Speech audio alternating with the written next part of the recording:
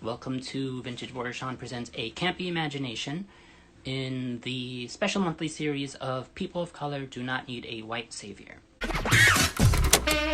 You don't really act, you don't sing, you don't dance. What do you mean you don't eat no meat?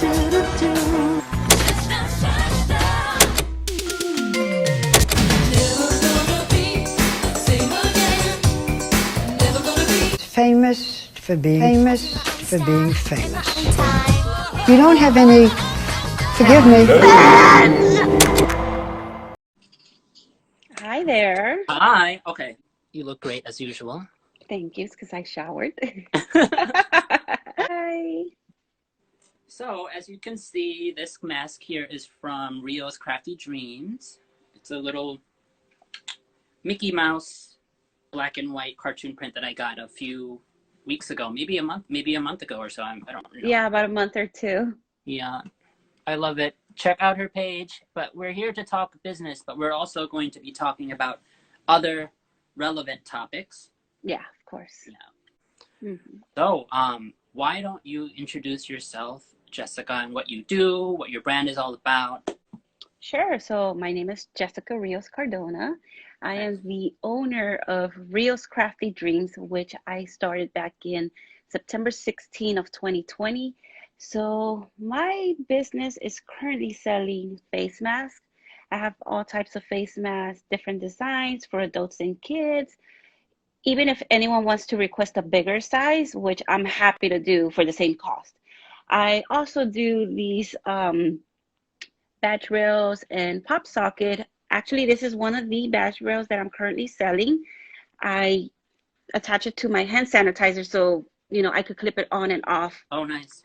Yeah, so this comes in handy, especially when you have a child. So these are one of the designs, and maybe within a week or two, I'm going to be dropping different more styles for pop sockets and badge rails, and the same for masks. Okay, safety first. We like that. Of course. How long ago did you launch this business? I launched this business back in September of 2020. So, 6 months or less? Fairly new. Right in the middle of a pandemic. Yes. Unfortunately, I lost my job due to the pandemic. So being stuck at home, doing nothing, it gets boring. So just one day I went into Walmart and bought this little tiny portable sewing machine, and oh wow, I self-taught myself how to use the sewing machine. Everything is 100% made by me, owning me. Yep. Now that we got that out of the way, let's get into the nitty-gritty. What does white savior mean to you in your mind? Oh, Jesus.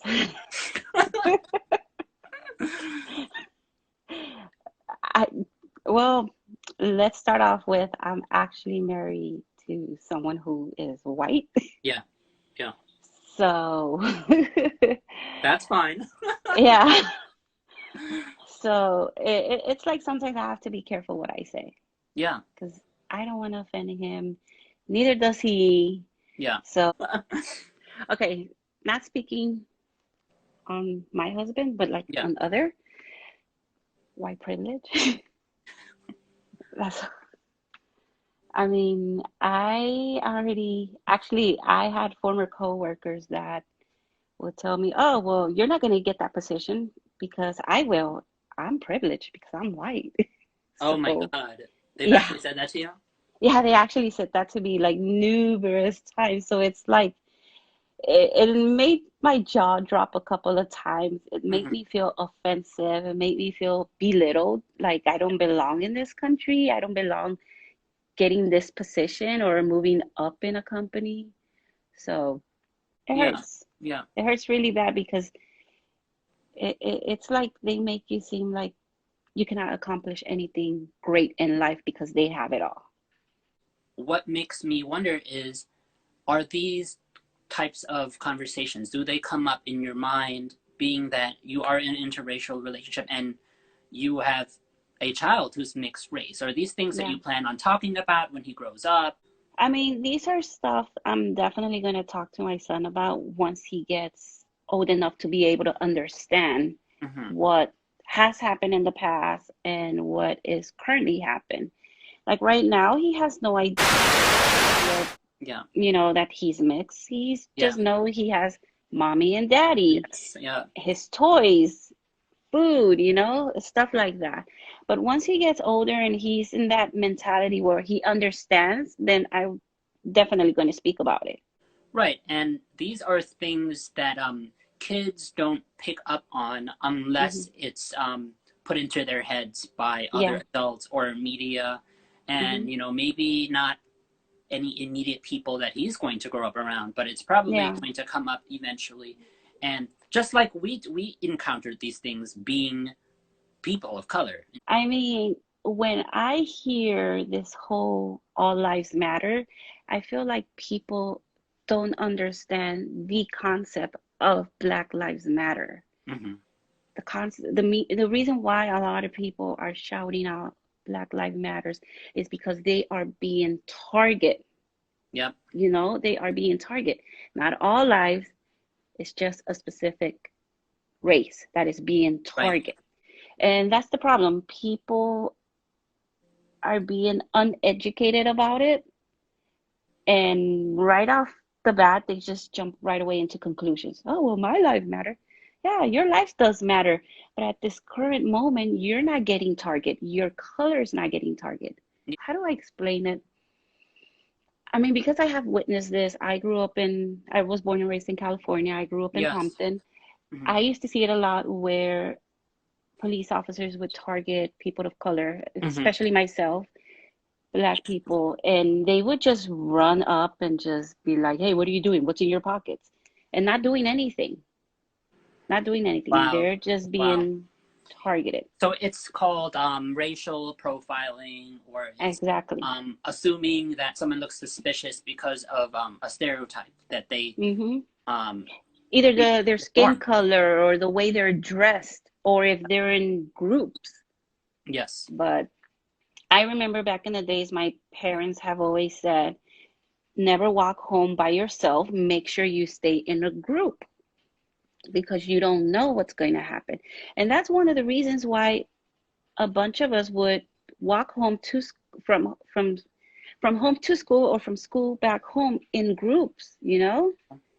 And unfortunately, police officers would see it, oh, it's a gang activity. They're trying to plot to beat up someone or rob someone or break into someone's car. But no, that was not the case. The case was, you're walking in a group to be safe. Right. At least if you were to get beat up, that's how we called it in the hood, jumped. At least one of your friends could run to your home and alert your parents. Hey, your child just got beat up. They're over here, you know? And unfortunately, these are things that we still, and kids, have to take extra precautions. What are things that we both can do to help out with this cause in the community? To help out with this cause in this community is all about educating, knowing the facts, knowing the reasons. Don't jump out of proportion. You know, don't go based of what one person said to another person. Right. Yeah. Go based on what the reality is, and which is this current reality. Well, I just recently moved to Texas. I'm literally outside of Dallas. At the beginning, when COVID first started, there was a couple people wearing their masks, their scarves, even a winter scarf around their face, anything to protect themselves. Yeah. But then when you have an ignorant former president as a leader indicating people, oh, this is just fake news and don't wear a mask, just go about your business like nothing ever happened. And then you have these, I don't know how to describe them, but I'm going to call them idiots. Yeah, okay. Who listens to someone and they're walking around with no mask. And it's sad to say that I have seen here in my town numerous people walking around with their masks. The sad part was about 2 months ago, my husband and I went to Walmart to do some grocery shopping because we figured Walmart's a little cheaper than Target. Okay. So as soon as we walked in, we see the produce area, a whole bunch of people not wearing masks, coughing and sneezing, and they're wiping their face Of with their course. hand. Yeah. No napkin, no gloves, nothing. Yeah. And then they're going and touching the produce. So me and my husband looked at each other. We're like, let's go to Target. I don't care if I have to pay the extra $3-4 more, but at least Target is not letting people go in. Yeah. Oh, okay. Yeah. Yeah, See, they're not.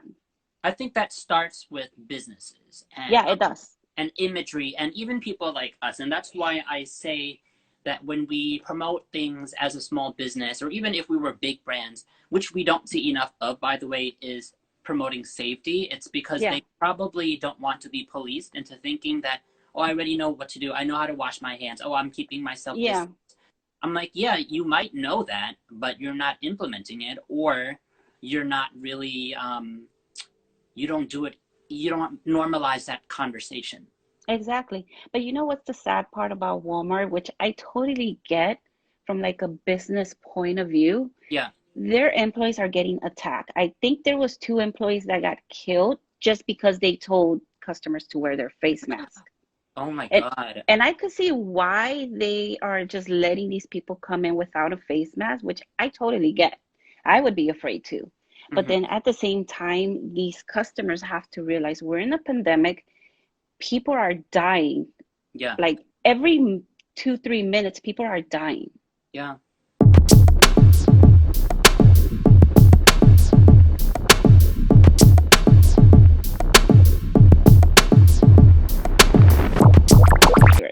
Like this virus is not a joke. Like this is like real deal. It's not a conspiracy. It's not like no, nothing. It's nothing made up. Nothing. Yeah. It's here. It's not made up, but there are probably connections to what we as a society have done. And you know that takes a lot of self-reflection to see what the government has done, the nation has done, the world has done. Yeah. So I think that would want to make people have these conversations and talk about safety and community, which goes back to, you know, if we want to talk about staying on topic with people of color, we do need to have more community. We need to have more information and education so that we can help ourselves not get into a predicament like this. Because, not to shit on America, if you look at other countries, they've already kind of gone out into the world with barely to no COVID cases at all. Exactly. I believe the president of Italy was only allowing people to go to the grocery stores and back home. If you were outside, I think they were arresting people. They were not joking when the president said, stay the F in your house. Yeah. I mean, I don't think that would work here because people have their own agendas, which is okay, you know, because I can be guilty of that. And what I mean by having your own agenda is that when we congregate and when we meet with people, there's usually a reason why. You know, it's very rare that people are going to come together based just because I care about you. And that's just an American mentality. It's a mentality of hustling, surviving, keeping the economy going out to have a good time. And that is a majority of big cities. You know, like I am in New York City, so I see the need for people wanting to be inspired by extroverted activities. So is there anything that you do, kind of off topic, to help entertain yourself without really jeopardizing your safety? Something that you do on a regular basis? Well, on a regular basis, that's a good one. Actually, I'm lucky that the complex where I'm currently living, we have a balcony. So sometimes I'll go outside and just get the bad air, I guess. So I mean, right now it's very, very cold. It's like 23 degrees. It feels like New York. I was like, hey, how's it there? Yeah, it's 23 degrees, and yesterday they had people off the roads, but they had that horrible accident in Arlington, but they don't salt the highways out here. Mind you, nobody pays state tax here, so I kind of get why. Oh, they don't? But no. Okay. No. They don't. But I tend to go to my balcony if it's not too cold. Then I'll start stitching up or doing, stuff like this, resins. Okay. I'll try to keep my son entertained as much as possible. He's 2. He easily gets bored, Yeah. Um, his life changed drastically as well. He went from going to daycare full time to just being at home, Yeah. So it's just about keeping your mind busy, That's because important. because if you just sit around and don't do nothing, you're going to drive yourself insane. That's hard to keep a balance because a lot of Yeah. people want to work on self-love and self-care, but they Yeah. also are trying to find ways to keep themselves busy or occupied. Yeah.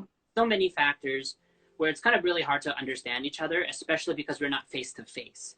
Let's leave off with you talking about, are there any new stuff that's coming up in your stock and the new products that you want to promote? Actually, I do have about 4 or 5 items I do want to mention. Okay. That these will be available actually this Wednesday or Thursday. It all depends how quick I finish them. So I'm going to be having these kids Minnie Mouse face mask. Yes. Yeah, I mean this product is not finished yet because I just recently stitched it up. But but this is one of the products. Yes. So it's a Minnie Mouse face mask.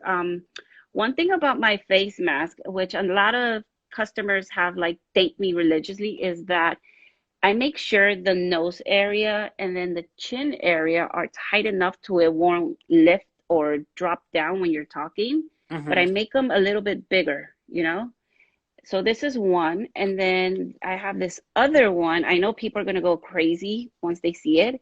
It is the Baby Yoda drinking a frappe. Oh my God. How cute is that? That's so cute. That's trending now too. Yes. So this is one. And then the next one is everybody's favorite boss, Michael Scott from The Office. Oh my God. Yes. And then I have this other one. I love avocado. Oh my gosh. Yeah. That would have been perfect for Valentine's Day too. Yeah. Unfortunately, they were sold out. So I just recently found these like 2 days ago. Okay. And then the last one is this product is not finished yet because I'm still waiting for the tiny Starbucks fraps. But this is going to be the Baby Yoda pop socket or a 𝗏𝗏. And it's going to have a 3D frap sticking out on the side of it. Do you sell a lot of those? This I haven't sold yet. No, like your pop sockets. Yeah, I already sold about 15 or 16, I believe. Oh my God, go you. Yeah. Wow. Yeah. One fact, because a lot of people have said, oh, they're so expensive. Well, okay. Yeah. It's a 55-hour process. Yeah, you have to pay for effort and exactly for quality. 55-hour process. Of course, I have to mix the resins together with the color. I have to let that sit 24 hours and then put on the 3D, which, as you can see, they stick out, so they're 3D. Oh. So I put this on the item, and then I put more resin. That's another 24 hours. And then I have to glue the pop socket or the 𝗏𝗏. That's like 5 to 6 hours. Wow. So all the dedication. Yes, it's all dedication. Yeah. So and it's more than one you're doing. It's not like one custom. Exactly. So I'm doing for this mouse head. I have only like 3 molds. Okay. And the circle ones that I made for the Baby Yoda, I only have 1. I mean, molds are a little expensive, so yeah. But it's a long process, and people complain, oh, they're so expensive, and I was like, yeah, 55 hours later. Someone's watching and they want to maybe be you. What are some of you, they want to follow in your footsteps. What kind of advice do you have for them starting their own similar business, arts and crafts? Well, first of all, I made the mistake of not preparing myself. I just started putting out the word, hey, I'm making masks. Oh, okay. If you're going to do anything that involves fabric, make sure you have at least 10 items of each completed before you start spreading out the word. That's one of my biggest advice, and I wish I would have done that myself, because at one point I was 2 months backed up on merchandise. Wow. Yeah, unfortunately. Excitement. I lost like Yeah, but I lost 3 customers because of that. Okay. Yeah. So yeah, but be prepared and make sure you have enough product for you to start spreading the word. Yeah. That's one. Anyone And 2, young, come to Jessica. Come yeah, to Jessica. yeah. Be prepared and make sure you have enough product for you to start spreading the word. Yeah. That's one. Anyone And 2, young, come to Jessica. Come yeah, to Jessica. yeah.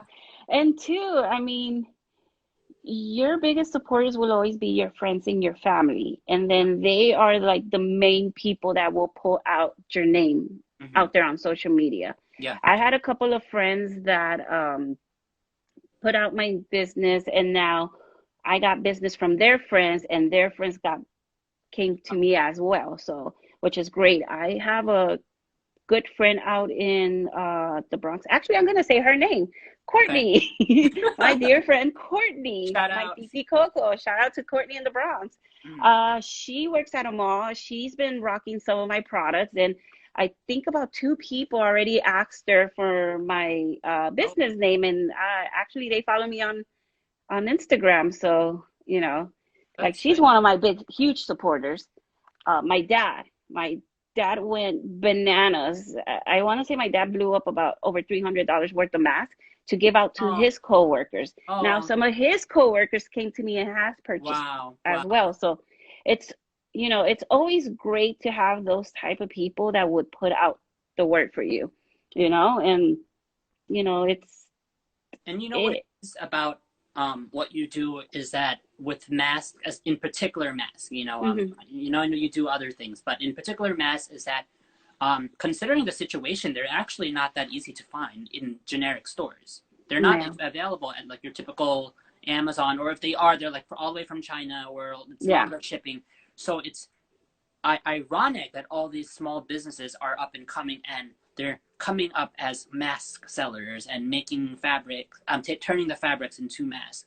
Yeah. So this is kind of the necessary and only options that you have if you want masks is from small business sellers. Yeah, you know, if you want something that's a little bit more unique, you know, if you want like your typical, you know, this regular medical mask, when you know, which is okay if you're in the medical industry, and you probably need that more.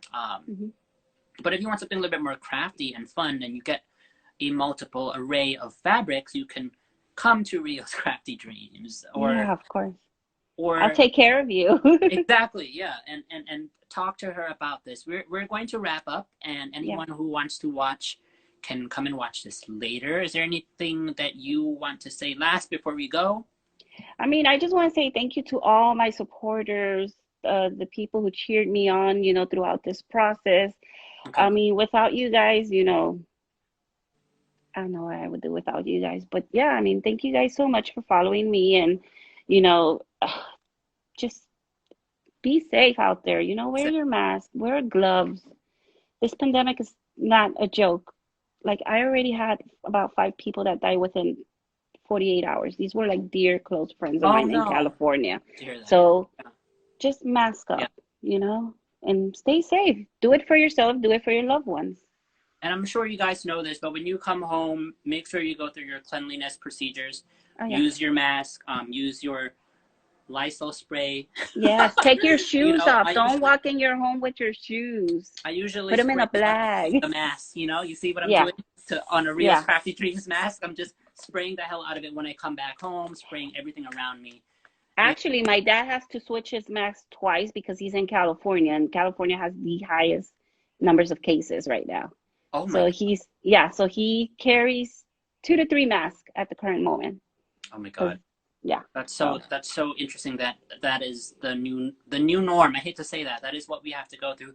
And hate to hurt anyone's bubbles or pop anyone's bubbles, but this is probably going to be going on for a little bit bit longer than we think. So yeah, I mean, if we have to wear a little bit longer, just make it fun. Exactly. Mask, you know. There you go. All right. Thank you for your time, Jessica. No, thank you. Be safe. Stay warm out there. All right. Bye, love. Bye, love. Hey guys, this is Vintage Vorachon asking you to shop small.